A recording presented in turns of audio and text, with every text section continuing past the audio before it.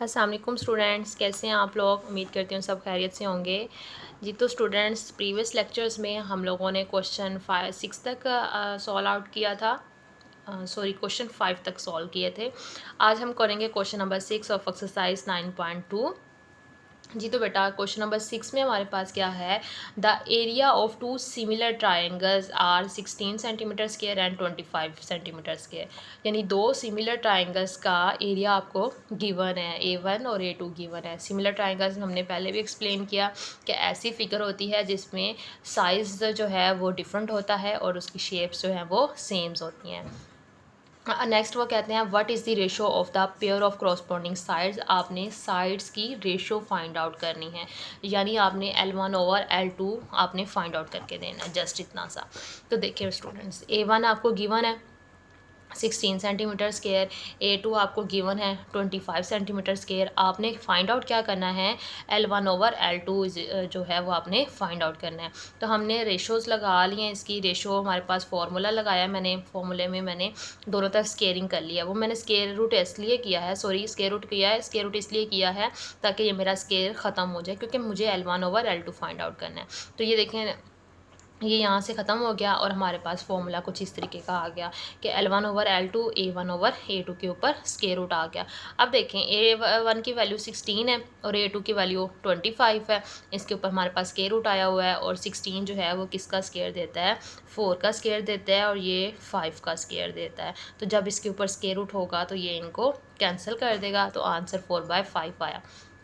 तो इसका मतलब है रेशो क्या बनी हमारे पास, L1 रेशो L2 कितनी बन रही है हमारे पास, 4/5 बन रही है जी। तो स्टूडेंट्स, नेक्स्ट हमारे पास क्वेश्चन नंबर 7 है। क्वेश्चन नंबर 7 में क्या कहते हैं, the area of two similar triangles are 144 centimetre square and 81 centimetre square. इसका मतलब है दो सिमिलर ट्राइंगल्स हैं, उनका एरियाज गिवन है, A1 गिवन है और आपको A2 गिवन है। तो हम पहले साथ साथ यहाँ डाटा लिख लेते हैं ताकि फिर बाद में हमें आसानी हो जाए।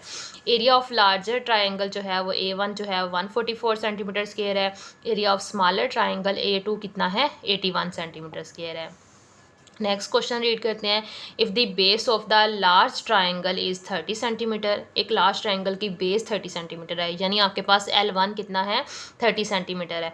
Find the corresponding base of the smaller triangle. अब आपने क्या करना है, स्मॉलर ट्राइंगल की बेस फाइंड आउट करनी है, यानी लेंथ फाइंड आउट करनी है base of the smaller triangle. तो डाटा हमने लिख लिया अपने सामने। अब हम इसको फॉर्मूले में लगाते हैं। फार्मूला वही एरिया और लेंथ का ही आएगा। आपने क्या फाइंड करना है, आपने लेंथ फाइंड आउट करनी है। तो बेटा यहाँ से पहले आपको स्केयर ख़त्म कर, वैल्यूज पुट कर लें अपनी। वैल्यूज पुट करने के बाद स्केयर ख़त्म करने के लिए दोनों तरफ टेकिंग स्केयर रूट कर दें। तो यहाँ से ये स्केयर इसको ख़त्म कर देगा, तो यहाँ से हमारे पास ये वैल्यूज़ 144 और 81 बनता है। यहाँ से मैंने एक स्टेप ट्रैक किया हुआ है, तो हम यहाँ पर देख लेते हैं।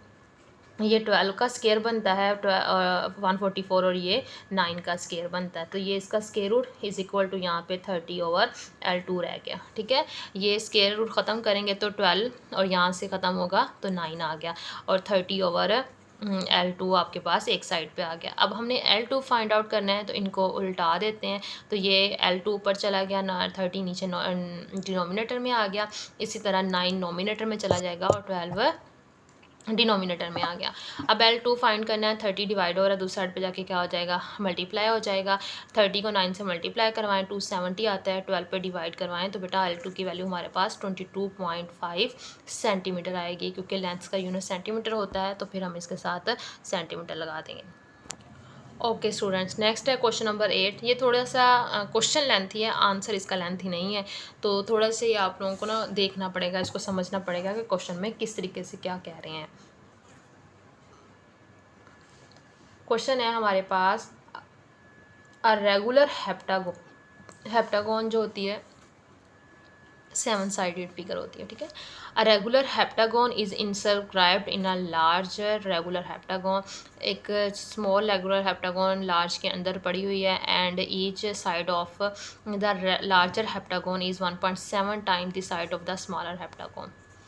ये क्या चीज़ दी हुई है, ये आपके पास आपको रेशो दी हुई है किसकी, कांस्टेंट की, यानी it's mean that side length है तो ये आपको के गिवन है। ठीक है, यहाँ पर आपको पता होना चाहिए कि ये आपको लेंथ नहीं है, ये असल में टोटल रेशो दोनों की, यानी लार्जर जो है वो स्मॉलर के 1.7 टाइम्स है, तो इट्स मीन दैट आपको उसकी L1/L2 डायरेक्ट गिवन है। L1/L2 जो है वो आपको डायरेक्ट गिवन है, जो कि आपके पास के इक्वल होता है। ठीक है, if the area of the smaller heptagon is this then find the area of the largest heptagon. ठीक है, तो ये मैंने यहाँ पर राइट किया। स्केल फैक्टर के आपको कितना गिवन है, 1.7 गिवन है। Area of the smaller heptagon यानी A2 है, क्योंकि लार्जर हेप्टागोन हमने पहले रखी हुई थी, तो इस वजह से ये A2 हो गया। आपको 100 सेंटीमीटर स्क्वायर गिवन है।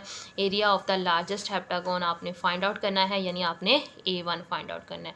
तो बेटा फॉर्मूला लिख लें, A1/A2 इज इक्वल टू के स्क्वायर। A1/A2 की वैल्यू कितनी है, 100 है, और के की वैल्यू 1.7 का स्क्वायर है। तो 1.7 का स्क्वायर हमारे पास बनता है 2.89। 100 को इधर ला के मल्टीप्लाई करवा दें तो हमारे पास वैल्यू बनेगी 289 सेंटीमीटर स्क्वायर। A2 आ गया हमारे पास, यानी area of the larger heptagon आ गया। ठीक है, तो स्टूडेंट्स हमने जो है सॉरी ये A1 आ रहा है, A2 नहीं आ रहा, तो area of the largest heptagon आ रहा है जी। तो स्टूडेंट इस एक्सरसाइज 9.2 के टोटल 8 क्वेश्चन ही थे जो कि हमने सॉल्व कर लिए हैं, जिसमें हमने सिमिलर फिगर्स का एरिया किस तरीके से फाइंड आउट करते हैं या साइड लेंथ किस तरीके से फाइंड आउट करते हैं ये रीड किया है। तो इंशाल्लाह आज के लिए हमारा टॉपिक इतना ही था। इंशाल्लाह नेक्स्ट लेक्चर में हम एक्सरसाइज 9.3 को डिस्कस करेंगे। अल्लाह हाफिज़।